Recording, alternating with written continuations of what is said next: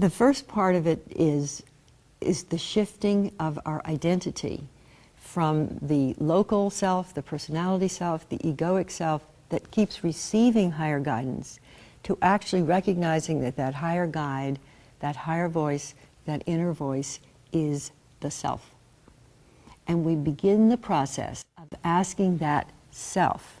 We may have projected it on gods, we may have projected it on higher voice, asking that self to come in and take dominion in the household of all of ourselves. Our personality selves, our anxious selves, our separated selves. It's like bringing the gods home.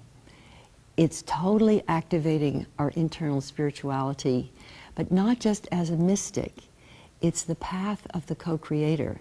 Because once that self comes in, it has to begin the process, first of all, of educating all your own local selves. It has to learn to become authority within the self and actually have some kind of authority on all the personal local selves, much less the larger world.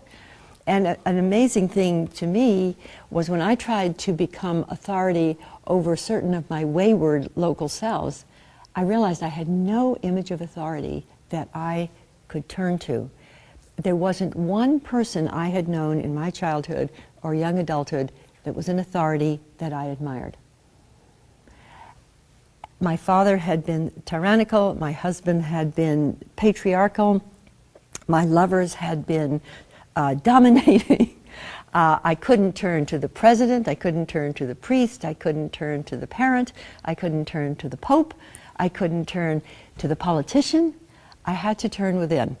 And in order to mature an inner authority and to be able to stand firmly and saying, this I know, this I am, and this is the way I see that I'm going to go and serve in this world, is a huge step. And for me personally, what I had to do was get in touch with my inner mother and my inner father. Because I found that that inner mother was immature and that inner father was bombastic and tyrannical. So I imagined them both growing up to their full, beautiful potential. The father who would be strong and powerful and creative and generous, and the mother who was gentle and beautiful.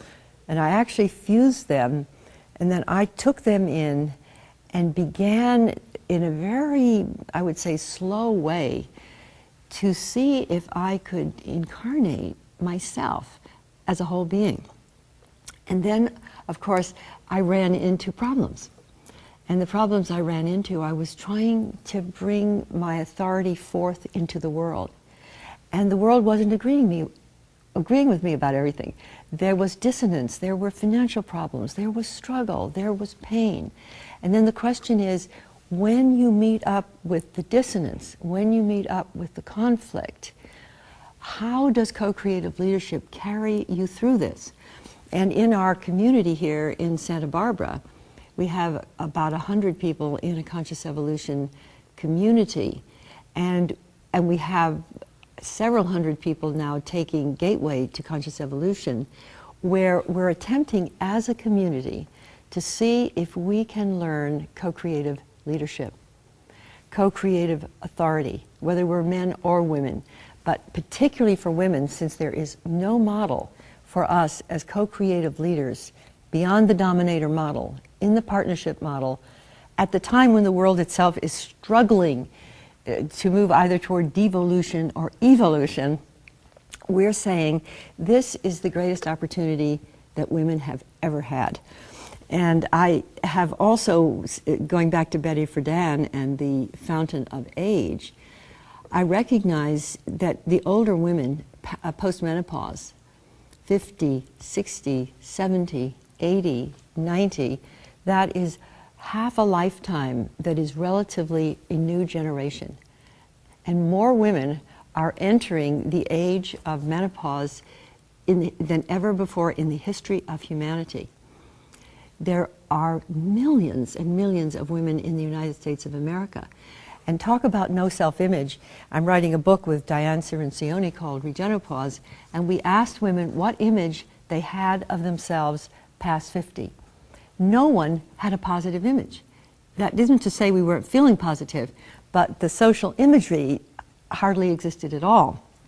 So what we're saying here is that as women shift from the age of procreation, they move to the age of co-creation. They move from maximum self-reproduction into self-evolution.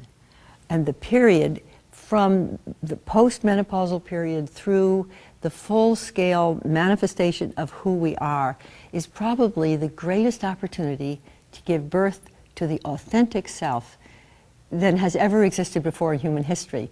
Because even a century ago, the average lifespan was 40 or 50 years. Now the average woman lives up to 78 or 79 years in the United States.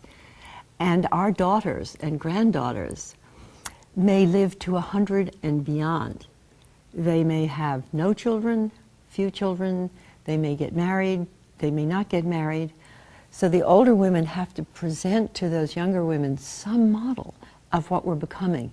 And if our model is, whatever age we are, that we're giving birth to the authentic self, that we are tapping into that deep self-creativity and looking for life purpose and vocation, and learning to give it forth through co-creation with others doing the same, in such a way that we can actually act as guides in the transition of humanity from one stage of evolution to the next. Because I just like to stop with the thought that we're in late transition on planet Earth. That change is accelerating so rapidly that within the next 15, 20, 30 years, we'll undoubtedly see whether we're going down into very rapid destruction, or are we moving forward to a shift in consciousness and greater social synergy. And we happen to be the generation online.